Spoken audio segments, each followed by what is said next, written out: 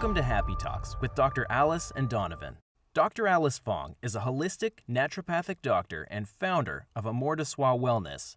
And Donovan Jenson is a software engineer and founder of HowToHappy.com. Together, they're out to cause more happiness in the world. Hi, everyone. Welcome to Happy Talks.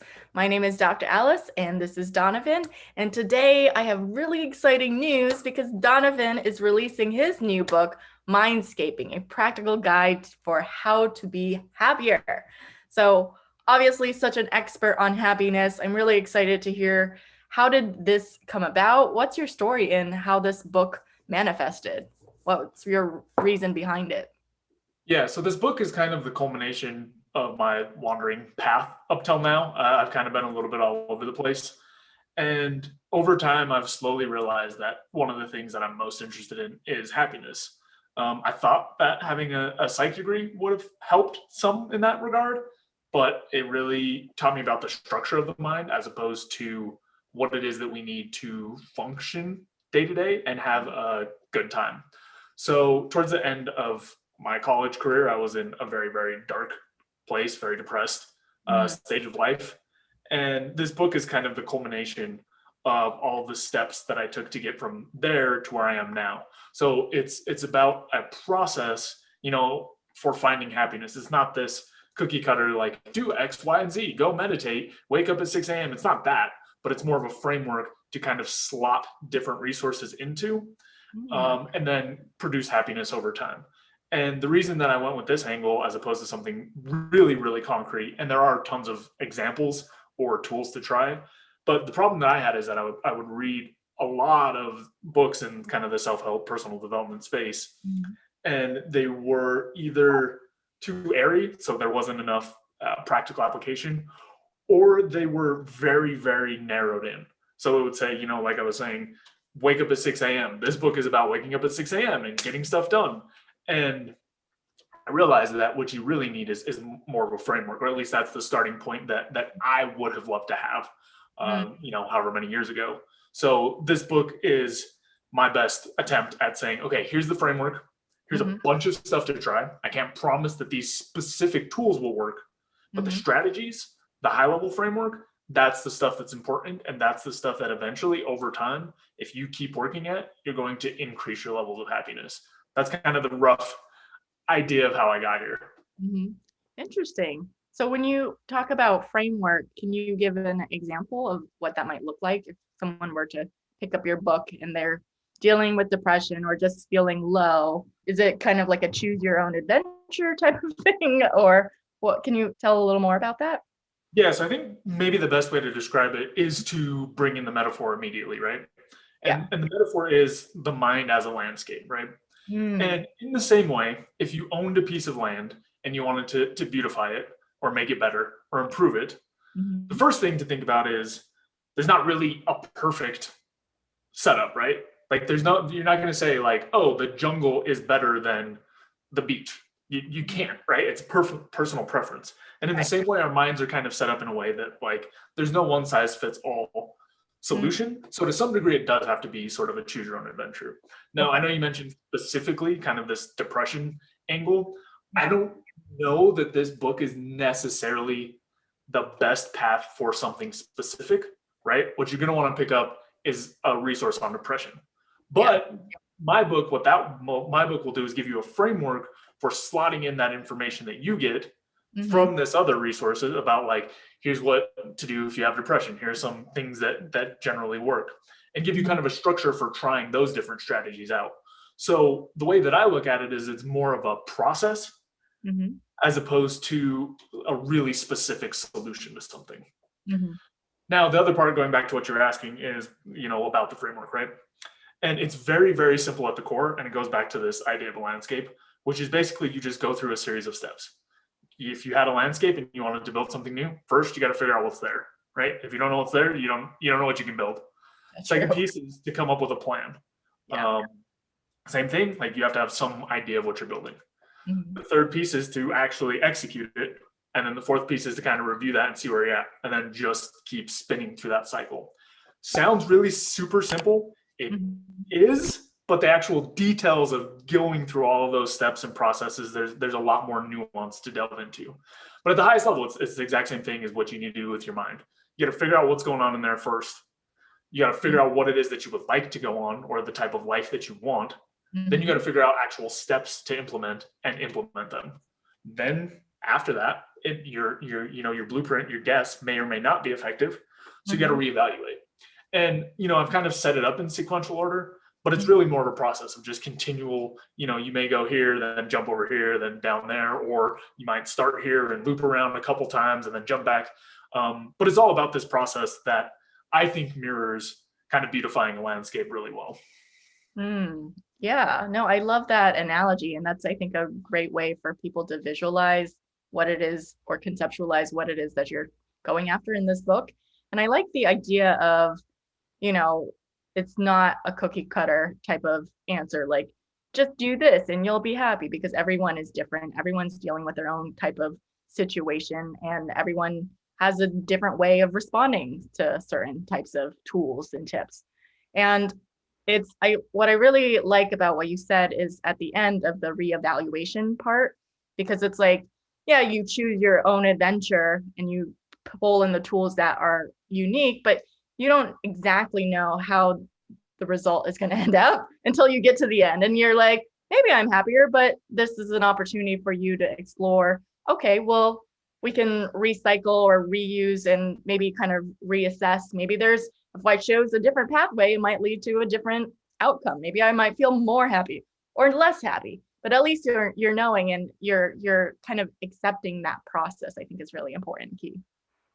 Yeah. So one of the points that I touch on pretty hard is that you need experience to know what it is that you actually enjoy. Because we're really good at projecting things that we think might be better. Right. When we actually get there, they may not be. And I think the clearest example of this is when you have achievement orientation, right? Where it's like, oh, as soon as I, get this book launched, then I'll be happy. Right. And there's this projection of like, oh, this thing is going to produce a lot of well-being. But you have to actually get there. With achievement orientation, we kind of have some good research and ideas that like that's not going to work. But for a lot of other things, you have to actually go through the experience before you can have any idea what type of experience it's going to produce. Right. Yeah. And I think that's kind of how life goes, not just happiness, in that you have to test things out. You can totally plan the rest of your life, and it's probably not going to go perfectly to plan, because life happens and there could be curveballs and things and situations. Like nobody could anticipate a pandemic was going to happen last year. So that throws things for a loop, and we just have to kind of roll with the punches and readjust and understand that, in waiting for the perfect plan, it's like, even if you have the perfect plan, it doesn't mean it's going to manifest in the way that you planned out. So it's just like, you got to take a step and take an action, and then you can reevaluate and keep going. I love that. There's one short section. It's relatively short, but it is about, again, going back to this landscape idea, natural disasters, right? Like this pandemic fits right into that. But it's like, as you're kind of building out and working on this landscape, there's going to be times when unexpected things happen and just destroy part of it. Right. And like, you have to just be prepared to kind of adjust the best that you can. It's the same thing with your mind. It's not like this perfect linear path where nothing ever goes wrong. Like, you still have to keep working with stuff, working around things. Something may come along and change your life in a way that disrupts your blueprint for what you wanted to build. And so you have to take a couple steps back and kind of reevaluate what makes sense. So I just wanted to highlight another piece that's lodged in there. Yeah, that's a really good point, because I think some people have this idea that I want to try to get to 100% happy. And that's not realistic for any human being, and that every human being is going to deal with ups and downs in life. And that's part of it. But it's just like, when you're in your down, how quickly can you get back into your up, and know that, you're not going to be in your down forever, and you're not going to be in your up forever. So understanding that is what it is to be human, I think, is really key too. Yeah, and that makes me think of also the other major piece, and I think that will cover basically all of my book. But the other major piece is the actual definition, or my working definition of what happiness is, or what we're actually working at. Because I feel like that gets skipped over a lot, where it's just like, oh, well, let's just be happier. Let's just have a better life. But like, what do you actually mean by that? And for me, that piece is basically saying like, happiness is essentially evaluating experiences. And in the book, I break it down in a lot of different, more nuanced pieces. But basically, you know, there's these states and these evaluations, right? We have some sort of experience, a feeling, a thought, something, and then our relationship with that experience dictates how happy or not we are when we evaluate it. So I think an example would be working out, right? And maybe I've given this example before, but working out is inherently the state, the actual experience is unpleasant. And another thing that I want to bring out is when I think of happiness, I think of experiences plus evaluation as more or less desirable, right? And then at some point you call that happiness, but you know, there's like getting a massage is probably over here, getting groceries is probably somewhere in the middle, and getting, you know, punched or something is probably down here. You know, because like I wouldn't say that I'm necessarily happy nor unhappy while grocery shopping is just a thing that's happening. So that's another piece, is that it kind of goes on the spectrum. Anyway, going back to working out, like inherently the actual experience is often one of pain, right? It's actually pain. And so the baseline experience starts somewhere in the negative column or the less desirable. And then you can change your evaluation or your relationship with that experience. So if you take it as, I hate working out, this sucks, then it moves farther this way. But if you take it as, this pain signals that, you know, I'm getting growth, I'm making progress, whatever, then it moves up towards more desirable because we've worked on the relationship. So the whole point of the book is to find ways to either change the actual states, right? So to change, you know, if you have back problems or whatever, taking the actual actions you need to get those fixed, or, and depending on the situation, changing your relationship with those events when possible. Because that piece we can always work on to some degree is this relationship. But I also think something that I've seen missing from a lot of resources, a lot of times we can actually change the situation itself too, right? Like a lot of times, sure, you can think about it more positively or whatever else, but you can also just change some other actions to avoid it altogether. So that's kind of the core piece that everything else rides on, is how do you improve those two things, your actual experiences or your relationship with experiences. And then the rest of the framework is just, here's how we actually plan for that and execute it, and the nuances of that. Yeah.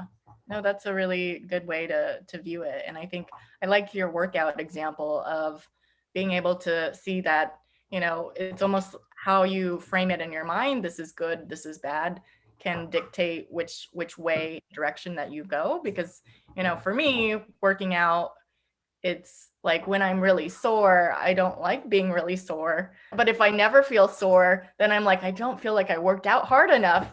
I'm working and growing my muscles. So it's just like that catch-22. But I think ultimately it's like a good kind of hurt, because I know I'm moving and making progress to where I want to go. Yeah, and I do also want to flag, I do think sometimes, and maybe I already said this, but sometimes people get very, very far in the camp of like, I can just change my relation to everything and it'll be awesome. But there are definitely certain things that suck. Like there are things that are not nice to experience.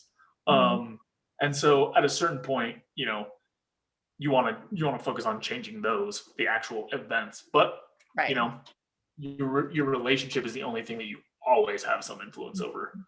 That's pretty much the core of it. That's the guts of what's in the book. And then there's a bunch of actual details, exercises, reflection questions, things to kind of shore up those ideas and make them a little bit more concrete or approachable, or give you a little bit more guidance towards introspection on them. Because it's another problem I had with a lot of personal development, self-help resources. It'd be like, be nicer to everyone else. And it's like, okay, cool, yeah. And then like, what does that wait, I don't know how to do that. Like, what am I supposed to do? Or like, oh, cool, I'm being nicer to people. And it's like, are you tracking it? Are you paying attention to it? How do you know what's your baseline? So I've tried to include a bunch of different resources that can help facilitate that. It's still fairly self-serve. In the future, I would like to move towards things like workbooks or software or other things that kind of structure it for people so they can just focus on doing the actual work, as opposed to like, okay, I have to get a piece of paper and write out all these different category blocks and yada, yada, yada. But that's one step at a time. Let's get the book actually out into the hands of people and then go from there. Yeah. Yeah, I like that you are giving structure and just clear how-tos. I mean, you are the founder of How to Happy, so it's good to give clear guidelines on what does that look like and what are some like actual action steps rather than like a conceptual type of frame of mind. I'm curious though, one thing I was thinking about, when you had given your reference of like shopping is kind of neutral, doing something like petting your dog might give you have more happiness and getting punched on the lower end. What if someone is like, I feel so perfectly happy petting a dog or something to that nature, but there could be other things in life of that might expand their happiness, but it's with outside of their realm of what they know, like having a child or getting on TV. I don't know, something that would just like, it doesn't seem like it's too far-fetched for them perhaps,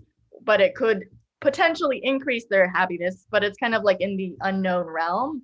So what are your thoughts about that? Yeah, so there's two different angles I want to hit this from. One is in this book, setting up your values and getting clear on your values is a very strong piece of what I talk about. Mm-hmm. And going along with that, once you have your values, branching into goals related to that and activities related to that will bring you purpose and pleasure. If you're in the lucky position where pretty much everything seems awesome, I am actually not going to argue that there's too much stuff that you need to do. Mm-hmm. I do, however, mention that if you're in that position, and honestly, even if you're not, you should occasionally step out of your comfort zone to try different things for two reasons. One, you may find an activity that's actually nicer than anything you've ever done, which you can't know until you do it, because there's such a wide range of experiences in the world that you have to explore a little bit to determine what it is. Going back to the scale, you might find that petting your dog is over here, but if you haven't tried enough things, you may not know the scale goes here. So that's one piece of it, is just kind of making sure that you're getting a taste of everything. The second reason that it's important, I think, to occasionally step out of your comfort zone is going back to these natural disasters. There will be times in life where you have to face uncertainty, and doing it on your own terms occasionally allows you to build that resilience in a way that's manageable, so that when these unexpected circumstances or changes happen, you are more prepared to adapt. So petting your dog is probably like a small enough example that it doesn't quite fit. But let's say that, you have your gym that you go to and you love it and you've been going forever. Well, if that gym closes and you've never explored any other alternatives, you may not have the tools that you need to figure out something to fit into that same block of your life. So I'm not saying like, oh, you have to constantly try new things and do all this stuff and push yourself, because you don't. Some people want to do that and it's nice for some people and others don't. But if you choose not to ever push yourself and never step out of your comfort zone, then when the world forces it on you, you will be less prepared to adapt than you would be otherwise. Yeah, that makes sense. Do you have any other suggestions for when people get thrown a major life event or disaster that kind of messes up? I'm trying to compare it to the landscaping idea of like someone threw a grenade in your yard. That really, there's like a lot of damage to be done in your yard. And what are your thoughts about how to address that? Yeah, so basically one of the pieces or one of the things to think about from this framework is mapping tools. And by tools, I just mean the things you use to try to make changes in your mind or your landscape to the severity of the problem. So I'm going to change your example a bit, but let's say someone threw a grenade in your plumbing. Okay. Oh, that's worse. That'd be terrible. So, if that stuff is absolutely destroyed, what you want to do is get a plumber. You want to get someone in there who can help you. Unless you happen to be an expert plumber yourself, you want someone with enough expertise. Now, if you have just like a leaky pipe or something, maybe you can fix that yourself. Maybe it's not important. Maybe it's not causing you a lot of problems. But Yeah. again, a grenade in your pipes is going to cause a ton of problems. Yeah. I think looking at your mind kind of the same way is useful. I know not everyone has the resources to do this type of stuff, but like, let's say that you are in the midst of a divorce. What you're going to want is someone who specializes in divorce, right? Like a therapist or a counselor or somebody who can help you through that process. Or, with the same example, if you happen to have a lot of tools around managing relationships and all that kind of stuff, maybe all you need is a book.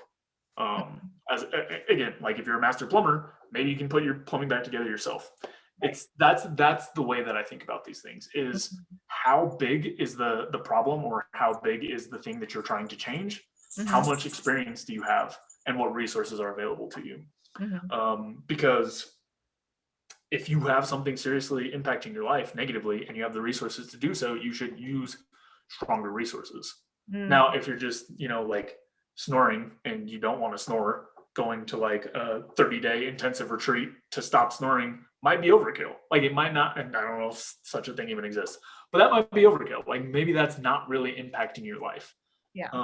But that's the way that I kind of think about any of these life changes, is just mapping the tools or the actions you take to fix them to the scope of the problem. And if you do some of the earlier exercises in kind of like the what's going on there, the survey of your mind and the survey of your landscape, as well as your blueprint and figuring out what it is that you want. Hopefully that gives some clarity around, okay, this is how important this thing is. This is how much time I should dedicate it to it. This is what extra resources I should look for. But again, that's what a lot of the book is if you have a specific problem like that, I don't have anything for you because I don't know that much about divorce. Like and not only that, I can't cover even if I did, I can't cover all possible serious problems. So in a lot of the realms, it's frameworks for thinking about things, processes for finding the right resources, processes for kind of executing things and seeing where they fall. Yeah, that's really smart because not all of us can be plumbers, and we really shouldn't try a lot of the times because that could be a bigger disaster, giant flooded yard. So yeah, that makes sense. Great. Well, was there any other things you'd like to share about the book that you think our audience would benefit from? Let's see. Yeah, I guess there is just there's a lot of information packed into this book, so it's kind of hard to encapsulate all of it. It probably sounded like I was wandering quite a bit, but I do think, at least personally, this has provided a really nice foundation for me to build off of. The other thing to note is that this is not set up as a quick fix type of thing. This is definitely set up as, here are a set of processes that over time will produce more percent of time in higher desirable states. So I just want it to be clear kind of what's in there or what people should expect. The other piece is, as cliche as this is, it's one of those, you get out as much as you put in, right? There's going to be useful information and ways to frame things and exercises and tools and whatnot. But without doing any of it, you're really missing a lot of the benefit. And there is also kind of this growth process that happens as you use the tools. So you get better and more refined at identifying and executing on things that you want faster.